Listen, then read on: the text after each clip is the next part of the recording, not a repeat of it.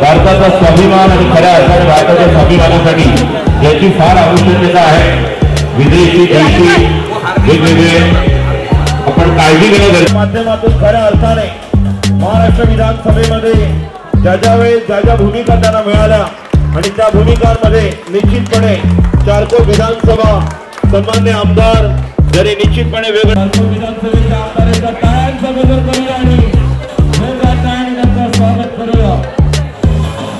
मंडळाने थांबायचं थोडं, तुम्हाला संधी मिळेल पहिल्यांदा सत्कार आपण करणार आहोत। नेहमी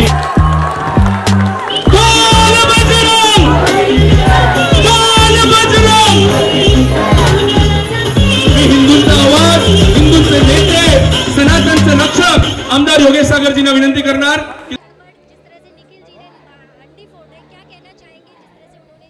देखिए, स्वदेशी की चळवळ इस देश में महात्मा गांधी जी और उससे पहले लोकमान्य तिलक जी ने चलाई थी। आज देश स्वदेशी के आधार पर स्वतंत्रता पाया है। इस देश के क्रांतिकारियों ने इस देश की आज़ादी में बहुत बड़ा योगदान दिया है। आज देश की 79वीं स्वतंत्रता दिन हम पूरा देश मना रहा है और माननीय प्रधानमंत्री जी हमेशा आह्वान करते हैं, जिस आह्वान को गांधी जी ने आज़ादी की लड़ाई के लिए किया था, अब हमारी आर्थिक आज़ादी के लिए हम स्वतंत्रता के बाद स्वदेशी अपनाएं, इस प्रकार का आह्वान प्रधानमंत्री जी ने किया है। मैं माननीय प्रधानमंत्री नरेंद्र मोदी जी का बहुत बहुत हृदय से अभिनंदन करता हूं, धन्यवाद करता हूं कि देश को एक ऐसा नेतृत्व मिला है जो देश को 1947 में विश्व की आर्थिक महासत्ता बनाने के लिए जो चल रहा है उसमें पूरा देश उनके साथ खड़ा रहेगा। विश्व की तीसरी अर्थव्यवस्था अगले 2 साल में हम बनेंगे, जापान को पीछे छोड़ करके। हमारे से आगे चाइना और अमेरिका है।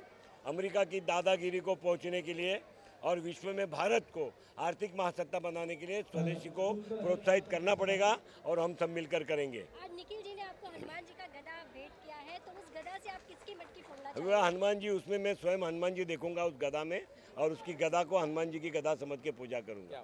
लेकिन उससे मटकी किसकी फोड़ेंगे आप? नहीं, उससे मटकी फोड़ना नहीं, हनुमान जी की गदा से जो म्लेच्छ है, जो ये राष्ट्र विरोधी ताकत है, उसको हम ठोकेंगे। काय सांगेल, एक वेगळा कॉन्सेप्ट घेऊन इथे निखिल जी आले आहेत, स्वदेशी चळवळ। भारतीय जनता पार्टी जिल्ह्याचे महामंत्री निखिल वायस आणि आंबेवाडी दहिकाला पथक यांच्या वतीने आज कांदिवली येथे सराव शिबिराचं आयोजन करण्यात आलं आहे। यावेळी पंतप्रधान नरेंद्र मोदी यांनी दिलेलं आव्हान स्वीकार करून वोकल फॉर लोकलचं आव्हान दहीहंडी पथकांना आणि कांदिवलीतील लोकांना निखिल व्यास यांनी केलं आहे। आपण आपल्या व्यापाऱ्यांना, आपल्या शेतकऱ्यांना, आपल्या मजुरांना समृद्ध करून आपल्या देशाला आर्थिकरित्या बळकट करत आहोत आणि म्हणून स्वदेशीचा स्वीकार करायला पाहिजे। लोकल फॉर वोकल हा कॉन्सेप्ट घेऊन आपण पुढे गेलं पाहिजे। आता सणांचा दिवस येणार आहे आणि म्हणून या सणात मोठ्या प्रमाणात चायनीज वस्तूचा आपण वापर करत असतो। ते न करता फुलां ते दिव्यापासून, कपड्यापासून ते अनेक शॉपिंग जे आपण ऑनलाईन करतो ते ऑनलाईन न करता जर आपण स्थानिक व्यापाऱ्यांकडून घेतलं तर आपला व्यापारी समृद्ध होईल, आपला शेतकरी समृद्ध होईल, आपला कारीगर समृद्ध होईल आणि असं केल्यामुळे आपला देशसुद्धा आर्थिकदृष्ट्या बळकट होईल. आणि म्हणून या आंबेवाडी दहीकाला पथकाचं मी स्वागत करतो की यूथने काय केलं पाहिजे, कुठली कॉफी प्यायली पाहिजे, कुठे खाल्लं पाहिजे, काय खाल्लं पाहिजे, काय विकत घेतलं पाहिजे, कुठल्या ॲपने घेतलं पाहिजे, कुठल्या ॲपने नाही घेतलं पाहिजे, याची माहिती देऊन जनजागरण करण्याचं त्यांनी सुरुवात केली आहे. मी निखिल व्यास आणि त्यांच्या सर्व सहकाऱ्यांचे अभिनंदन करतो. उद्या तुमच्या पण मोठ्या दहीहंडीचे आयोजन आहे, सीएम साहेब स्वतः येणार आहे. कोणाची हंडी खोलणार आहे तुम्ही? ट्रम्पने आमच्यावरती 50% टॅरिफ लादला आहे आणि म्हणून मोदीजीने सांगितलं आहे मैं झुकूंगा नहीं. आणि म्हणून बोरीवली पश्चिममध्ये आम्ही या दादेगिरीच्या विरोधात टेरिफची मटकी फोडणार आहोत. आणि यासाठी मुख्यमंत्री देवेंद्र फडणवीस साहेब उद्या बोरीवलीत येत आहे. आम्ही सगळे उत्साहात आहोत त्यांच्या स्वागत करण्यासाठी. संपूर्ण बोरीवली उद्या रस्त्यावर असेल आपल्या लाडक्या देवाभाऊच्या स्वागत. निखिलजी काय सांगाल, तुम्ही एक वेगळा कॉन्सेप्ट घेऊन इथे दहीहंडी करणार आहेत, कोणाची मटकी फोडणार आहेत, काय सांगाल? एक तर दहीहंडी हे महाराष्ट्राची संस्कृती आहे, भारताची सनातनी संस्कृती आहे. भगवान श्री कृष्णातून प्रेरित होऊन आज ह्युमन पिरामिड पूर्ण विश्वभरात प्रसिद्ध आहे आणि आपला देश ह्यामध्ये नेतृत्व करू शकतो पूर्ण जगाचा, हे म्हणून आपण आयोजन केलं आहे.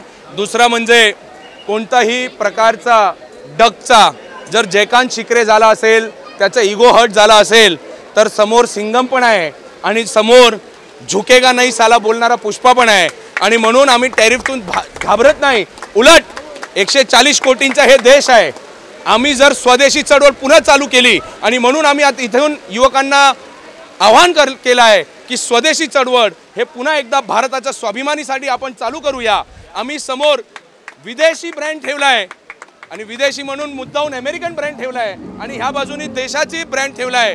तुम्हाला उदाहरण, तुम्हाला 20 रुपयाची कॉफी 400 रुपयामध्ये पियायची जर शौक असेल युवकांना, स्वागत आहे. पण थर्ड वेव्ह कॅफेमध्ये पिया, जे हिंदुस्थानचे ब्रँड आहे. आपले खेडूत, आपल्या इथे फार्मर्सचे जे बाय प्रोडक्ट्स आहे, ॲग्रिकल्चरचे जे बाय प्रोडक्ट्स आहे, त्याचा आम्ही इथे प्रचार करतोय, प्रसिद्धी करतोय. आणि म्हणून पंतप्रधान मोदीजी आणि देवेंद्र फडणवीसजींचं जे आव्हान आहे की आपण वोकल फॉर लोकल होऊया, हे दहीहंडी याच्या कार्यक्रमाच्या माध्यमातून युवकांना आम्ही आवाहन करतोय. आणि म्हणून एवढं मोठं बॅनर लावलं आहे, तिथे एक ब्रँडच्या ऑल्टरनेटिव्ह काय ह्याची मार्गदर्शन आणि युवकांना इथे अवेअरनेसचा प्रयास केला आहे.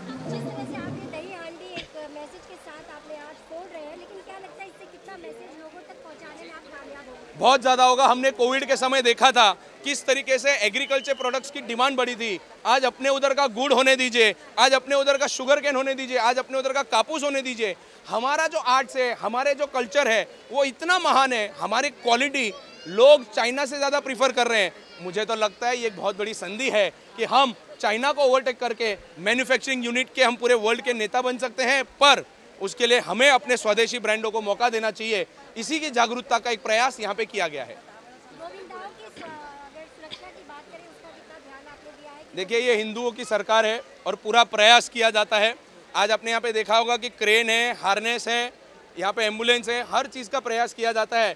पर कभी भी कुछ भी होता है तो हिंदू सनों पे, हिंदू त्योहारों पे आवाज़ होती है. कहीं दुर्घटना होती है तो उस पर चर्चा नहीं होती है. पर हिंदू त्योहारों को टारगेट किया जाता है, चाहे वो दिवाली हो, चाहे वो होली हो और चाहे वो गोविंदा पथक हो.